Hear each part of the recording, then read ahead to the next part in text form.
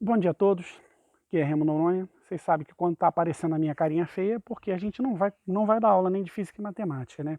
A gente vai falar sobre alguma coisa que eu acredito que pode ajudar vocês a fazer questões, né?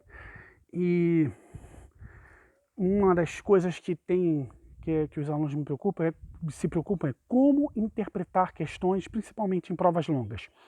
Obviamente eu vou falar para vocês sobre a questão da interpretação em física e em matemática principalmente, mas vou dar um toquezinho e contar uma historinha para vocês também sobre interpretação de texto de uma maneira geral, lógico que na minha visão muito particular. Bem, primeira coisa é o seguinte, deu de cara com uma questão muito longa, lembre-se que a questão termina com uma pergunta, então dá uma olhadinha ali no final do texto para saber o que está sendo perguntado. Então, antes mesmo de ler a questão toda, dá uma rolada lá, aquilo que a gente faz quando está querendo saber, né, o spoiler do filme, né? Ah, como é que termina Games of Thrones, né? Lógico que eu não vou contar para vocês porque de repente alguém não viu, mas isso é válido na hora de fazer questões. Então, em alguns casos, a contextualização é um pouco exagerada e fica contando uma história, tudo mais, que pode ser didática, pode ser legal, pode ser um aprendizado, pode ser uma discussão para poder depois você se preparar para outras coisas. Gente, na hora que você está fazendo a prova. Então, a primeira coisa que você vai fazer é dar uma olhada no finalzinho da questão para ver o que está sendo perguntado. Legal? A segunda coisa é caçar palavras de negação. Então, não, exceto, a não ser que. Gente, rabisca isso aí, sublinha, faz setinha, florzinha, caveirinha, sei lá. Tenha o seu esquema para perceber quando se trata de algo de negação. Para que você dê a resposta certa e, na verdade, o cara está perguntando qual a única coisa que não é válida ali.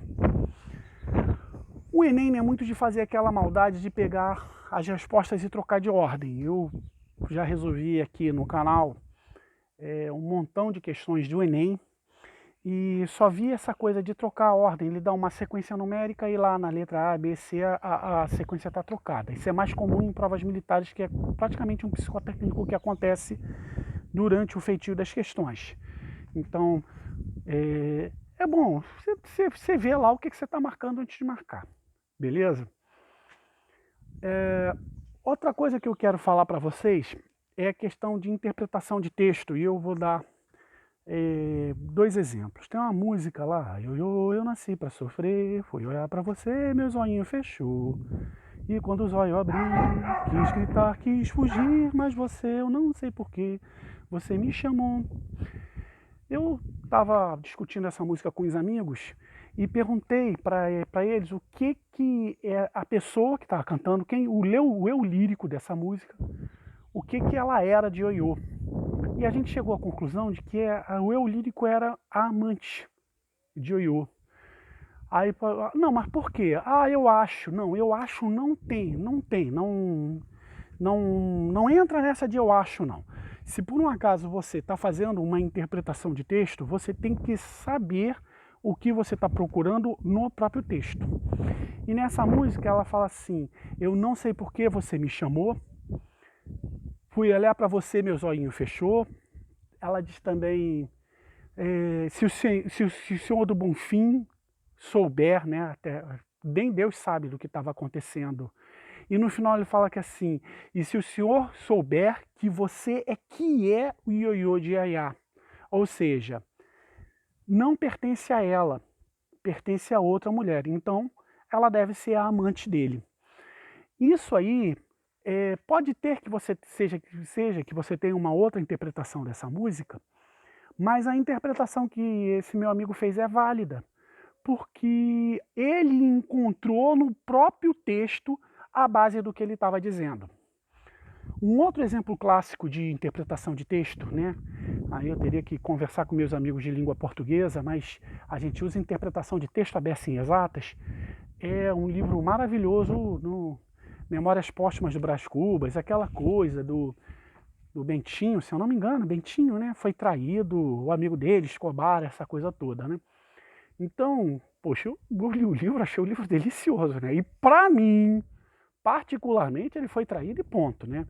E uma intuição que eu tenho na minha vida, no sentido de quem acha que foi traído, provavelmente foi traído mesmo, né? Mas é uma intuição de vida. Aí eu estava conversando essa coisa assim, o personagem foi traído, não foi traído, foi traído, não foi traído. Eu estava conversando com um cara que dá aula de português e sabe isso de verdade, e falou assim, Remo, o texto está escrito em primeira ou em terceira pessoa. Aí ele falou, poxa, é a história de um defunto no qual ele dedica o texto aos vermes, né? Então é feito em primeira pessoa. Então você não pode ter certeza de nada, Remo. Porque ele contando a história é a visão particular de uma pessoa. Caraca, um raio caiu na minha cabeça no dia que o cara me ensinou esse macete. Então, o que eu quero dizer com isso tudo?